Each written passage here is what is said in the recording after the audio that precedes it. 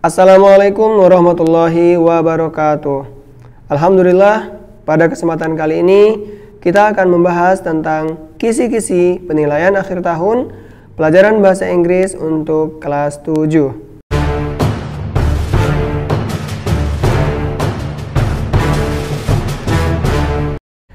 Jadi pada kisi-kisi ini terdiri dari KD atau kompetensi dasar, kemudian materi pokok, ranah ujian, level kognitif, indikator soal, jumlah soal, dan yang terakhir nomor urut soal. Ya, di sini ada KD 3.2, 3.3 dan seterusnya. Tapi yang perlu kalian perhatikan di sini adalah materi pokok, kemudian indikator dan juga soal yang berapa ya. Dan ini akan saya zoom dan kita fokus pada indikator kemudian soalnya ya. Nah, kita mulai dari indikator yang pertama. Diberikan sebuah dialog pendek rumpang berisi respon terhadap ungkapan pertanyaan jati diri, siswa dapat mengidentifikasi ungkapan menanya asal daerah. Jadi fokusnya adalah apa? Tentang pertanyaan jati diri dan berkaitan dengan asal daerah. Biasanya pertanyaannya berupa where are you from atau where do you come from? Jawabannya mengacu pada nama daerah. Itu soal untuk nomor 1. Kemudian soal yang kedua atau indikator yang kedua, disajikan dialog rumpang tentang pertanyaan jati diri, siswa dapat mengidentifikasi kata yang tepat untuk menyebutkan pekerjaan sesuai konteks. Kata kuncinya adalah masih tentang jati diri atau identity dan itu berkaitan dengan pekerjaan ya, atau kalau bahasa Inggrisnya bagaimana? Occupation atau job ya. Jadi pelajari tentang pekerjaan, nama-nama pekerjaan. Mungkin itu polisi, guru, dokter, penyanyi, tukang dan lain sebagainya. Jumlah soalnya 1 dan untuk soal nomor 2. Oke. Kemudian indikator yang ketiga, diberikan dialog rumpang tentang pertanyaan jati diri, siswa dapat mengidentifikasi kata yang tepat untuk mengisi rumpang berkaitan dengan pekerjaan juga. Jadi yang tadi pekerjaan sesuai dengan konteks ya, misalnya dia mengerjakan sesuatu maka pekerjaannya apa. Kemudian yang nomor 3 dan 4 ini masih juga berkaitan dengan pekerjaan. Bisa itu nama pekerjaannya, bisa juga apa yang dikerjakannya, begitu. Jadi ada nomor 3 dan nomor 4 masih tentang pekerjaan. Kemudian indikator yang keempat, diberikan dialog rumpang tentang hari. Siswa dapat mengidentifikasi nama hari yang tepat sesuai konteks. Kata kuncinya adalah tentang hari ya, sesuai konteks. Hafal ya insya Allah. Hari dalam minggu, dalam satu pekan ada 7 ya kan. Sunday, Monday, Tuesday, Wednesday, Thursday, Friday, Saturday. Kemudian ada lagi weekday, ada lagi holiday, ada lagi weekend. Nah itu berkaitan dengan hari. Kemudian itu soal untuk nomor 5 ya. Kita lanjutkan. Indikator berikutnya diberikan dialog rumpang lagi tentang hari. Siswa dapat mengidentifikasi nama bulan yang tepat sesuai konteks. Masih berkaitan dengan waktu juga, tapi ini nama bulan ya. Berarti ada 12 bulan kan? January, February, March, April, May, June, July, August, September, October, November, December. Nah, itu untuk soal nomor 6. Jadi hafalkan nama bulan. Mungkin soalnya bulan apa sebelum bulan apa, atau bulan apa sesudah bulan apa, atau 2 bulan sebelum Januari adalah bulan apa. Oke? Tapi dalam bahasa Inggris.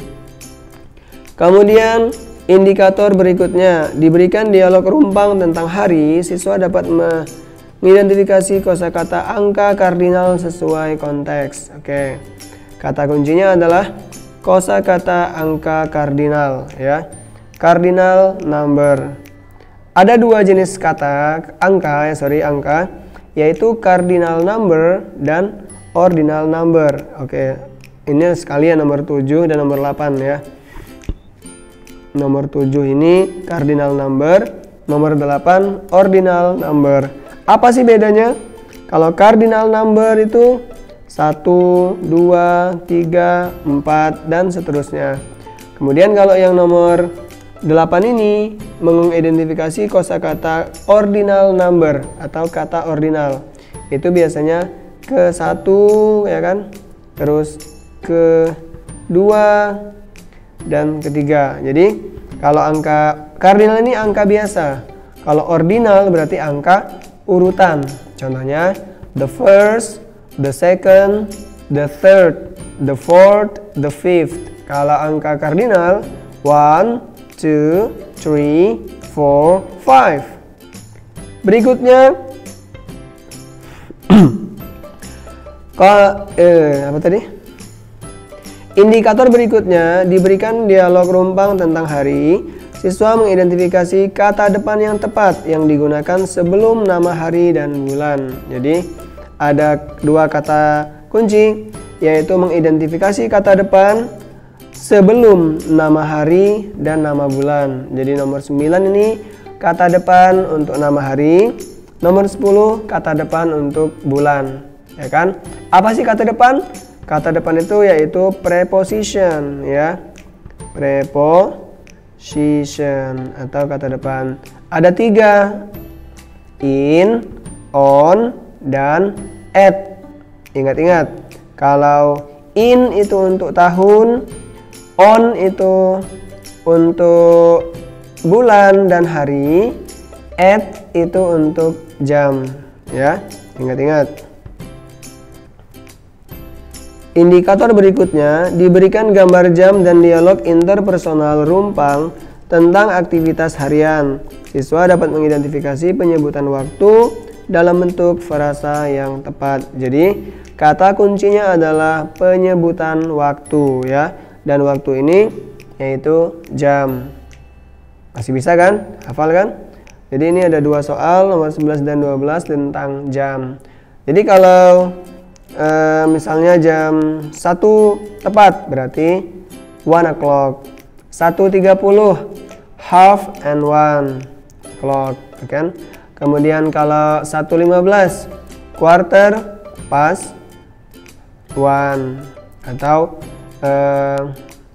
15 past 1. Nah, dan seterusnya. Jadi intinya adalah penyebutan waktu, ya kan? Kemudian berikutnya diberikan teks berisi jadwal aktivitas sehari-hari. Siswa dapat mengidentifikasi informasi rinci berkaitan dengan penyebutan waktu dalam bentuk frasa yang tepat sesuai konteks. Jadi intinya di sini apa? Tentang jadwal aktivitas sehari-hari dan masih berkaitan juga dengan waktu, ya kan? Jadi akan ditampilkan sebuah jadwal atau schedule. Schedule itu jadwal, umpamanya jadwal pelajaran atau jadwal pengajian atau jadwal olahraga apa saja, dan di situ akan ada detail jamnya. Misalnya pemanasan jam 7 sampai dengan 7:15. Nah, itu nanti ada soal berkaitan dengan tabel jadwal. Itu untuk soal nomor 13. Kita lanjutkan. Kemudian indikator berikutnya diberikan teks berisi jadwal aktivitas sehari-hari. Siswa dapat menentukan informasi tersirat terkait dengan durasi waktu. Jadi kalimatnya jadi soalnya berkaitan dengan durasi waktu, masih berdasarkan teks jadwal tadi ya, soal nomor 14. Jadi kalau misalnya sebuah aktivitas misalnya dilaksanakan dari pukul 5 sampai dengan pukul 8, maka durasinya adalah berapa jam? 3 jam, atau kalau dimenitkan 180 menit ya. Jadi ini berkaitan dengan durasi. Kemudian berikutnya diberikan teks berisi jadwal sehari-hari juga. Siswa dapat melakukan inferensi dalam bentuk informasi rinci dalam teks tersebut. Jadi masih juga berupa atau dari teks jadwal, dan siswa memberi inferensi. Apa sih inferensi itu? Yaitu menyimpulkan, membuat kesimpulan berdasarkan teks itu, ya. Kesimpulan itu apa? Ya macam-macam, bisa kita lihat. Misalnya jadwal itu hari Senin 5 pelajaran, hari Selasa 3 pelajaran, hari Rabu 2 pelajaran. Berarti inferensinya bisa jadi hari Senin adalah hari yang paling padat pelajarannya. Nah, itu contoh inferensi, ya. Kemudian indikator berikutnya diberikan teks berisi jadwal sehari-hari juga, dan siswa mengidentifikasi waktu dalam bentuk angka berdasarkan teks. Nah, waktu dalam bentuk angka berarti masih dalam jam juga, ya.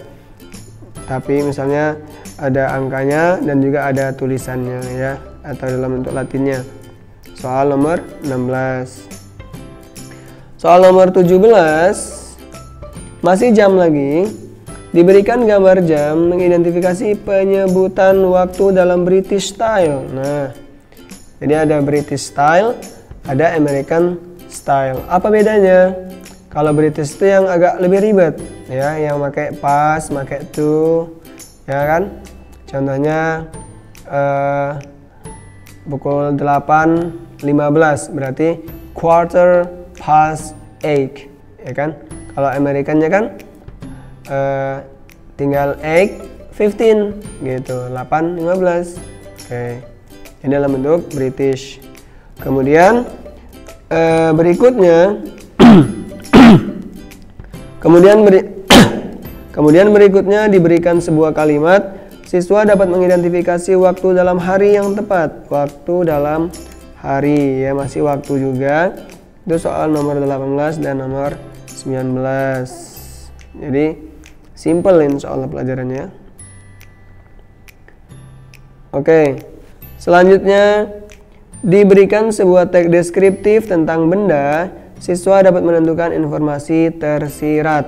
Oke, jadi soal berikutnya ada sebuah teks deskripsi tentang benda dan siswa mencari informasi tersirat. Apa artinya tersirat? Tersirat itu yang tidak tertulis di teks, ya. Soal nomor 20.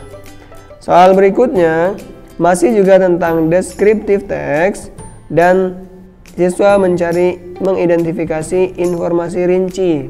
Informasi rinci itu berkaitan dengan who atau siapa, what atau apa, kemudian when, kapan, ya. Itu soal nomor 21 dan 22 berdasarkan teks deskripsi benda. Berikutnya adalah teks deskripsi tentang orang dan siswa mencari informasi rincinya juga berdasarkan teks. Soal 23 dan 24. Kemudian deskripsi tentang orang lagi, siswa mencari informasi tersirat atau informasi yang tidak tertulis tapi masih berkaitan dengan teks. Ini untuk soal 25 dan 26. Kemudian penalaran lagi, teks disediakan teks deskriptif tentang benda, siswa menentukan gambaran umum isi teks. Jadi kalau gambaran umum itu berarti main idea atau gagasan pokok.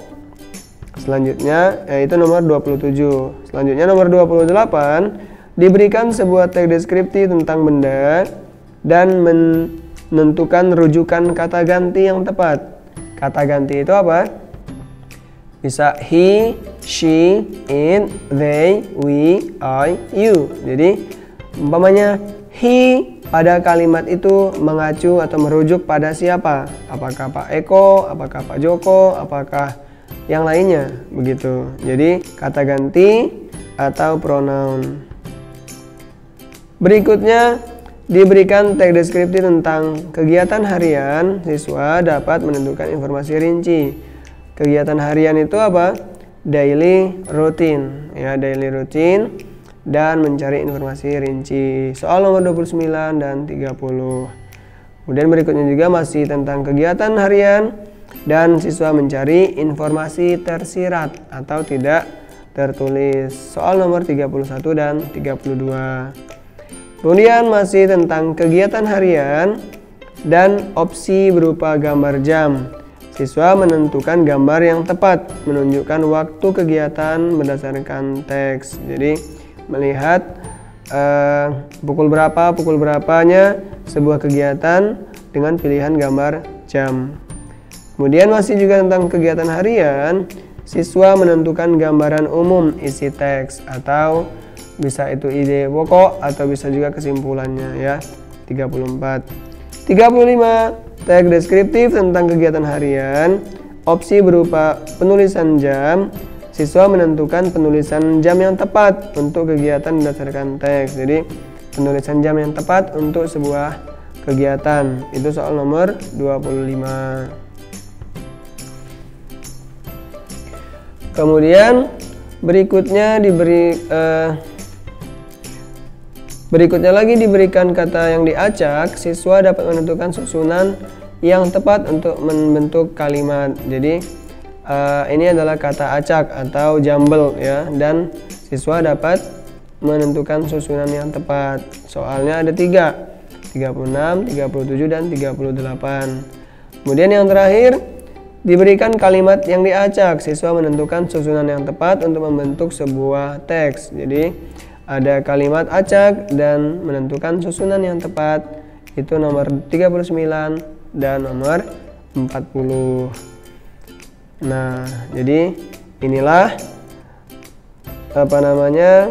kisi-kisi dari ujian akhir semester genap atau ujian akhir tahun. Mudah-mudahan bisa dipahami dan mudah-mudahan dilancarkan dalam pengerjaan soalnya. Oke. Demikian. Wassalamualaikum warahmatullahi wabarakatuh.